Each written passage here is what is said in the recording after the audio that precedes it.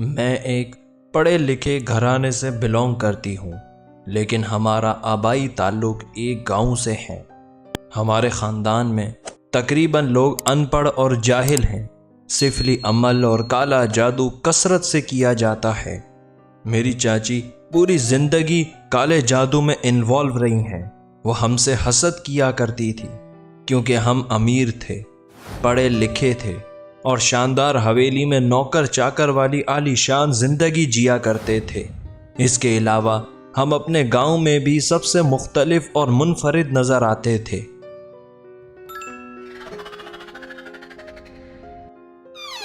ہماری حویلی میں ایک بہت بڑا آنگن ہے جس میں ایک بہت بڑا اور پرانا بیری کا درخت ہوا کرتا تھا۔ اس درخت کے پاس سے میری امی کو اکثر کچھ نہ کچھ پڑا ملتا تھا، جیسے چھوٹی چھوٹی مٹی کی کٹوریوں میں عجیب و غریب چیزیں پڑی ہوتی تھیں۔ ہمارے ابو نے حویلی رینوویٹ کرنے کے خاطر وہ درخت کٹوا دیا۔ میری امی نے بہت منع کیا کہ اس درخت کو مت کٹواؤ، اس کا ہماری رینوویشن میں کوئی دخل نہیں ہے۔ اس درخت کے کٹنے کے بعد وہ تباہ کاریاں شروع ہو گئیں جس کا آپ اندازہ نہیں لگا سکتے۔ السلام علیکم and welcome to horror series by entertaining tells.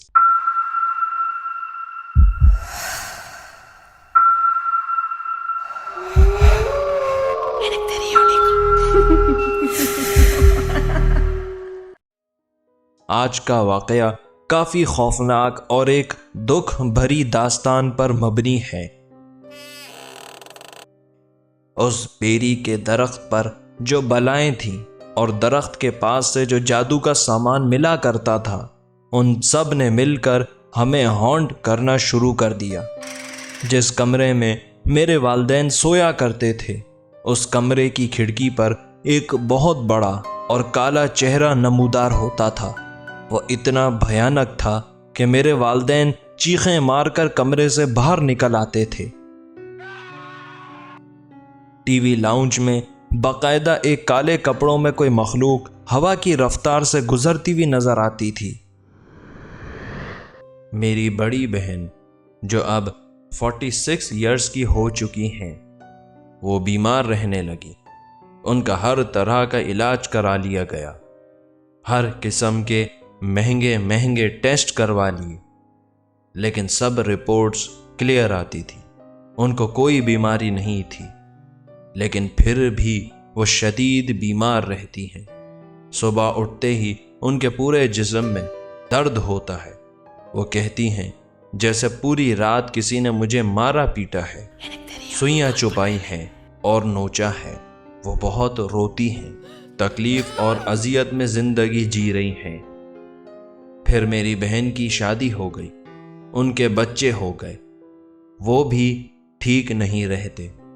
ایک بیٹا جس کی عمر 18 سال ہے، وہ ہر رات کہتا ہے کہ میرا دل بند ہو رہا ہے۔ دوسرا بیٹا جو 15 سال کا ہے، وہ کہتا ہے کہ کوئی میری سانس روک دیتا ہے، کوئی مجھے سانس لینے نہیں دیتا۔ ہم اتنے امیر تھے کہ کسی چیز کی کمی نہیں تھی، کوئی ایسی چیز نہیں تھی جو ہم خرید نہ سکیں۔ لیکن آج ہمارے بہت برے حالات ہیں۔ ہم جو بھی بزنس سٹارٹ کرتے ہیں اس میں لاس ہو جاتا۔ اس کے علاوہ دوسرے کام بھی کبھی مکمل نہیں ہوتے، کوئی نہ کوئی رکاوٹ آ جاتی ہے۔ میرا ایک بڑا بھائی ہوا کرتا تھا جس کی ڈیتھ ہو گئی۔ وہ بھی اس درخت کے کٹنے کے بعد سے شدید بیمار رہنے لگا۔ وہ ساری رات جاگ کر گزارتا تھا۔ حویلی میں میرے بھائی کا کمرہ اوپر ہوتا تھا، اس کے کمرے کے ساتھ ہی وہ درخت لگتا تھا۔ اس درخت کے کٹنے کے بعد سے وہ کہتا تھا کہ رات کو اسے آدھے دھڑ والی عورت نظر آتی ہے اور وہ مجھے ڈراتی ہے۔ ایک رات وہ اپنے کمرے میں کسی کام سے گیا تو وہ عورت کمرے میں اس کے سامنے کھڑی تھی۔ اسے دیکھ کر وہ خوف سے وہیں بے ہوش ہو کر گر پڑا۔ ہم نے اس کا بہت علاج کروایا، ہاسپٹلز میں لے گئے، پیر عاملوں کے پاس لے گئے، تھوڑے عرصے کے لیے وہ ٹھیک ہوتا، پھر وہی حالت ہو جاتی۔ ہم جس عامل کے پاس جاتے تھے وہ صاف انکار کر دیتا تھا اور کہتا تھا کہ آپ کے معاملات بہت خطرناک ہیں، ان کو ٹھیک کرنا ہمارے بس کی بات نہیں۔ رات ہوتے ہی میرے بھائی کی آنکھیں پھٹ جاتی تھیں، چہرہ خوفناک ہو جاتا تھا، اور میرا بھائی زندگی کے 25 سال رات نہیں سویا۔ سوچیں ذرا کہ اس کا کیا حال ہوگا جو اتنے سال رات نہ سویا ہو۔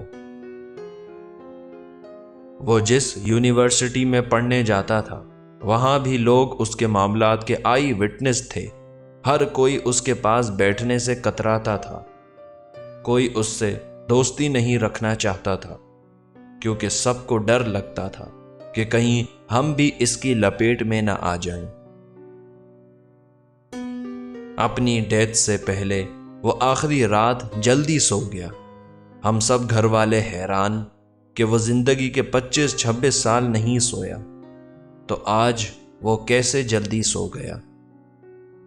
فجر کی نماز سے پہلے میری امی نے اسے جا کر دیکھا تو وہ جاگ رہا تھا، لیکن اس کی آنکھیں پھٹی ہوئی تھیں۔ پھر فجر پڑھ کر اسے دوبارہ دیکھا تو وہ اس ٹائم عجیب و غریب آوازیں نکال رہا تھا۔ ہم اسے فوراً ہاسپٹل لے گئے تو ڈاکٹرز نے ڈکلیئر کیا کہ اس کی تو ڈیتھ ہو چکی ہے۔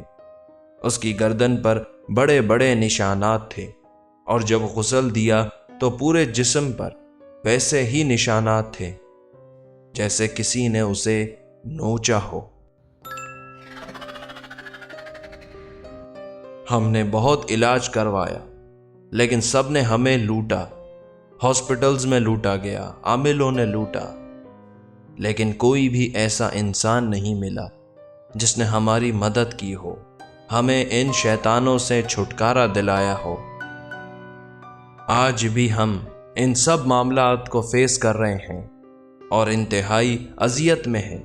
اس کے علاوہ بھی بہت کچھ ہے جو میں نے نہیں بتایا، ورنہ یہ بہت لانگ اسٹوری ہو جاتی۔